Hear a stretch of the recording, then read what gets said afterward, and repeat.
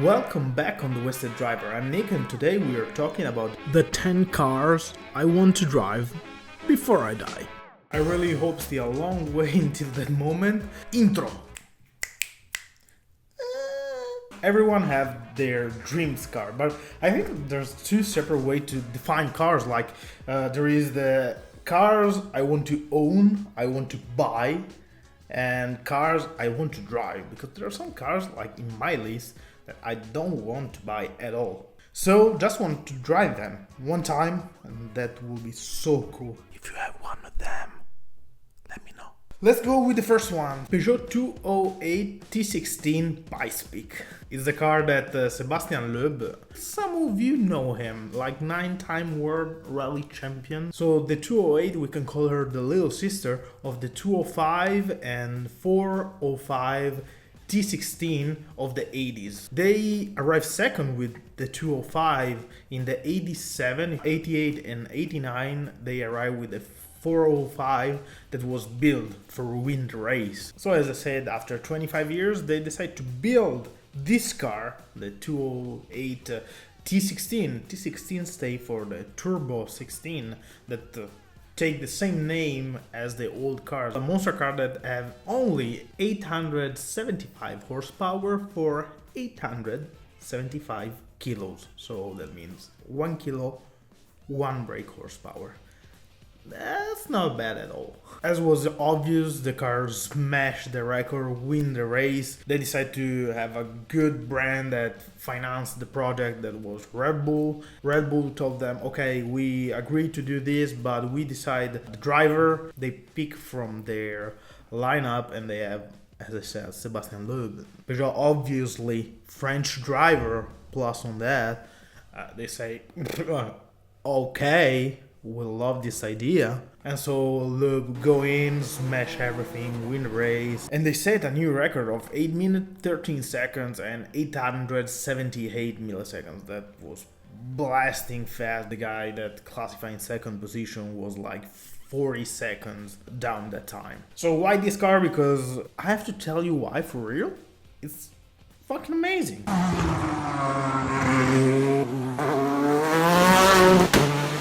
Okay, let's go with the second one. We are in the same year, 2013, but we go to the rally car, not rally car, but race car, to a street car. So now we are with the McLaren P1. Why the McLaren P1? I think is the first real hypercar.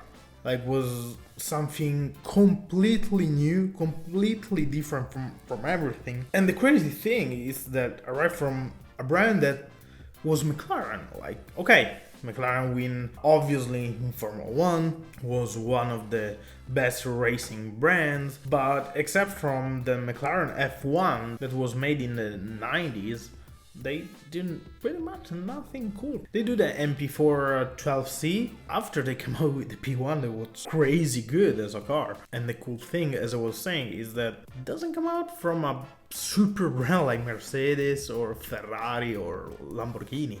It came out from McLaren, that at the time, like 10 years ago, was not one of the best supercar brands like now. So we have a first hypercar that have 737 horsepower, brake horsepower, and almost 150, 180 electric brake horsepower. So we arrived almost at 1,000 brake horsepower. So, but as people said, for that is on my list, was super drivable. Like, is super drivable. McLaren said that the car can arrive at 400 kilometers an hour, but they limited the car at only 350. Only. For safety reason, okay? You ever go at 350? I don't. I do like 250 probably, and it's pretty fast.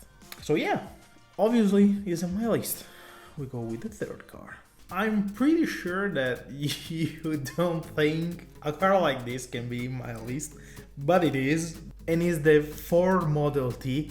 Yes, I said the Ford Model T, a car of 120 years ago almost. I watch couples of videos of it and can do pretty cool things that I didn't expect it. So obviously from Ford became Ford thanks to this car, because it was the first car that was built in production. For starting the engine, you know, you have the fucking thing in the front that you turn like this, was for the piston, to start the piston and after the motor start, to an electric version like the one we use today, but was not activated by hand but by foot. And another cool fact of the Model T, now you can build a great hot rod with one of these. With the fourth car we stay in the same brand, so we're with Ford, but we step up the game a little bit. Shelby GT500.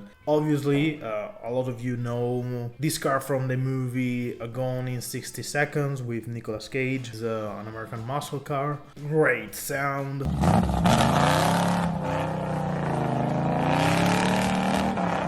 I'm so curious to know what it was like to drive one of these cars. They're so old but so powerful. V8 engines, a lot of horsepower for that moment and for that type of car. Okay, we go with the next car. A car that was born in the 60s and still built today, where they renew the model but still the same car. And it's pretty much a dream drive one of these cars because I saw iconic. We come back in Europe, okay, we say bye-bye America, and we go in Germany. We are obviously with Porsche, the 911. 911 is, I think, the most iconic Porsche that exists. They start in the 63 until now, the day of the video, 2022. They still made the same car. Okay, obviously completely changed. They upgrade the model for the today's standards. And it's pretty amazing that a brand can be like car that people love for so long. At the beginning, like the first car they made or first years, the car was around 140, 160 horsepower, and now we are 400 plus. I think I will never own a 911 because it's not my type of car. I like a Porsche, a specific Porsche that I want to own so bad, but we're gonna talk another time of that. And with the next one, we go back. So we are in the 1930s. Race cars start to grow pretty much. There's still not really rules and championship, but there were a car that I never saw it. I just seen some sim racing game, some video, the Auto Union, the Type C.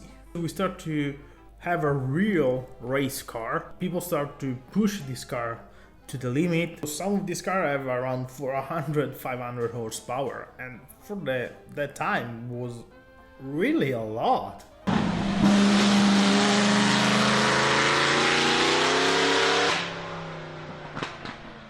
If you didn't know, Auto Union is Audi.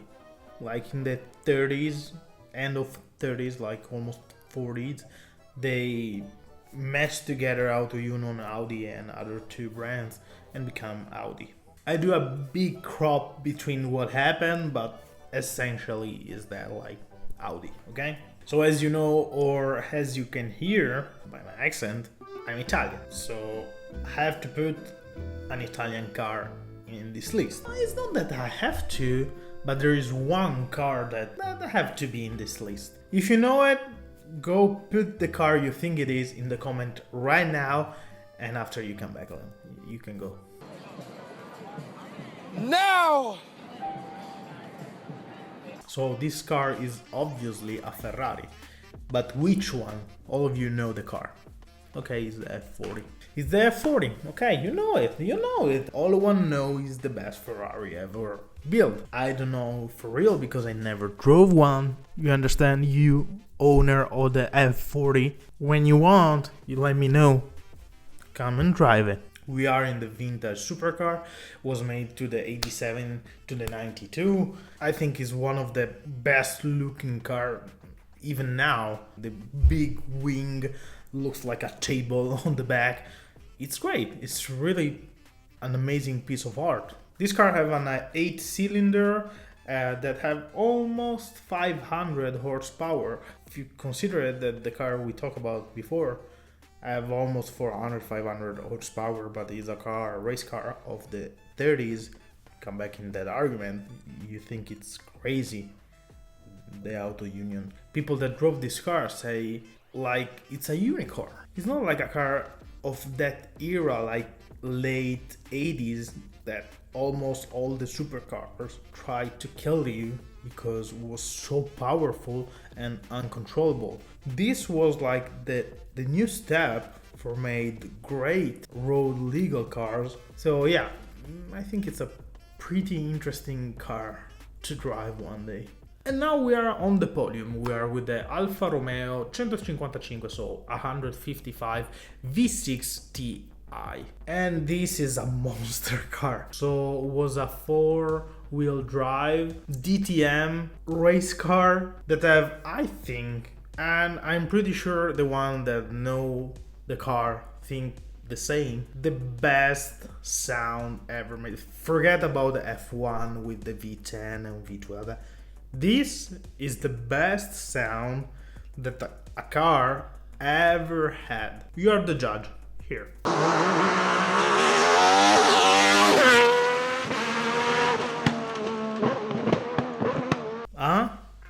Let me know in the comment. So it was a 2.5 liter, 420 brake horsepower.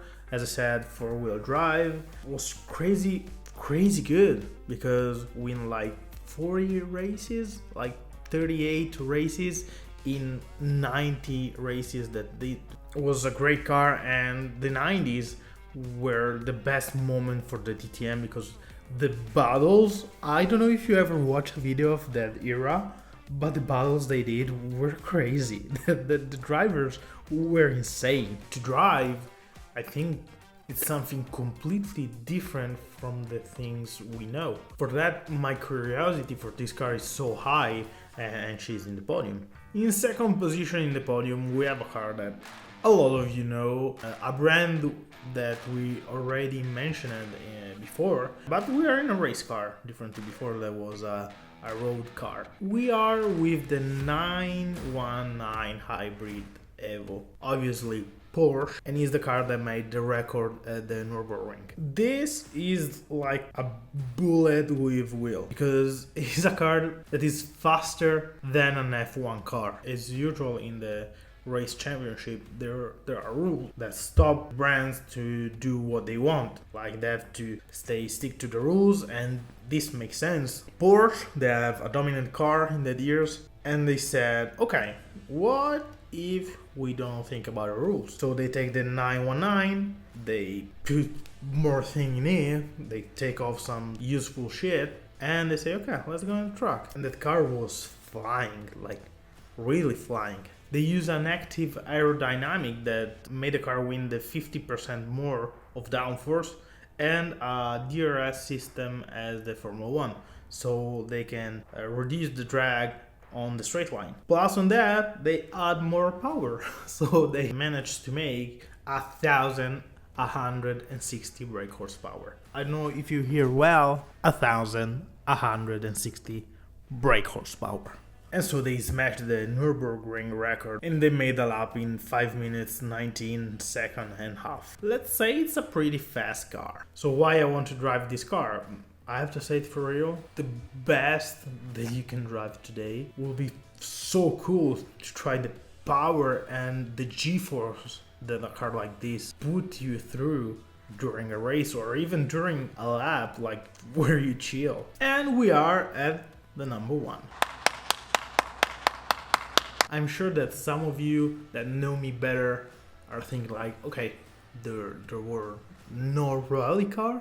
Really? There are a lot of rally car that I want to drive, but there is one I will give everything to do one lap with this car, or even 100 meters with it, the Lancia Delta S4 Group B. We are back in the 80s. We are with a rally car, and we are with a monster car, because the car were so light but so powerful and were undrivable. Especially they decided to stop this category and made the Group A that we're gonna talking about in another video, because with this car, the S4 Toivonen, that was the best driver that ever driven that car, died in a crash.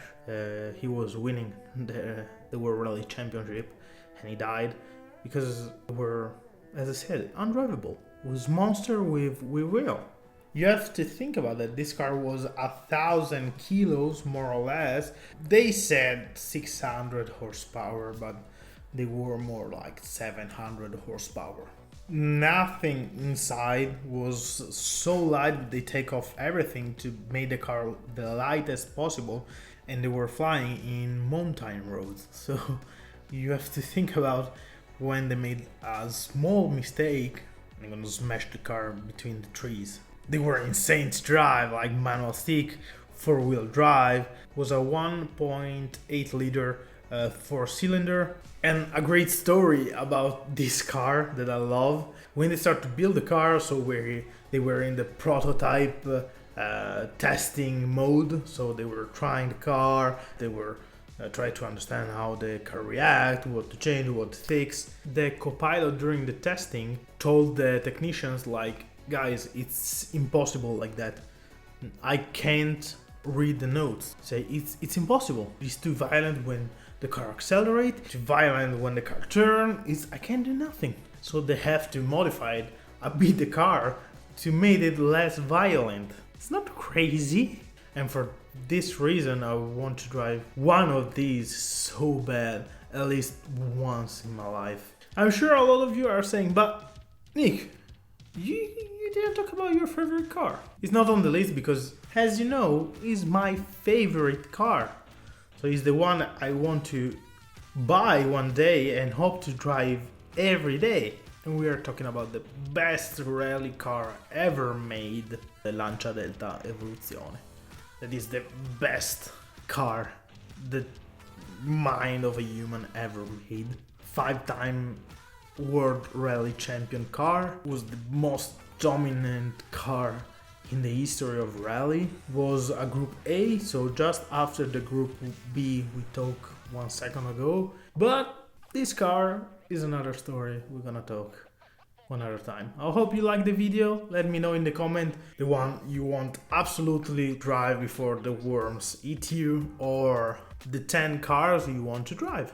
So let me know in the comment. Hope you like the video, and if you want to leak the exhaust of a Lancia Delta, I said that, yes, leak the exhaust of a Lancia Delta, subscribe to the channel and put a like. See you next time.